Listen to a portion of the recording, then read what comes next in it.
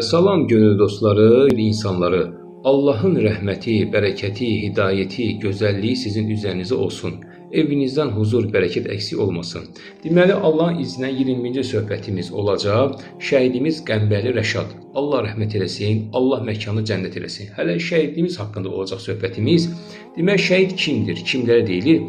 Deməli, insanın Allah və iman yolunda mərdliyin, fədakarlığın tam zirvəsinə deyilir. Subhanallah. Yəni insan canını, malını Allah yolunda, uğrunda şəhid olarsa ona şəhid deyilir. Və şəhidlər ölməz və şəhidlər Allahın xüsusi insanlar toplusuna deyilir. Allah Allah. Yəni Allah şəhidlik mərtəbəsini hər insana verməz. O Allahın bir ikramı, bir lütfu, bir hədiyyəsidir.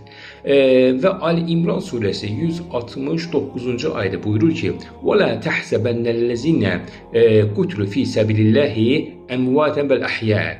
Yəni Allah yolunda ölənlərə ölü deməyin. Onlar diridirlər. Subhanallah. Fəqət siz fərqinə varmazsınız. Siz bilməzsiniz. Onlar ki Allah'a qarşılıqsız, təmənnasız mənfəət gütmədən sırf o razı olsun deyə şəhid olanlara şəhid deyilir. Subhanallah.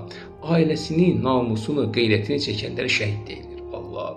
Xalqın, millətin döyünən ürəkləri olar. Onlara mərd oğulları olar. Onlara şəhid deyilir. Və özünü yox, özündən sonrakını düşünənlərə şəhid deyilir. Və xalq üçün daim çalışan, çabalayan insanlar şəhid deyilir.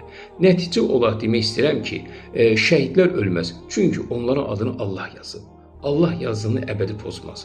Və torpaq üstündə vətən uğrunda ölən hər şəhid torpağın üstünə basılmış bir iman gülüdür. Bir iman çiçeğidir. Allah şəhidlərimizə rəhmət eləsin, məkanını cənnət eləsin. Allah onların bu mərd, gözəl hərəkətini qəbul etsin.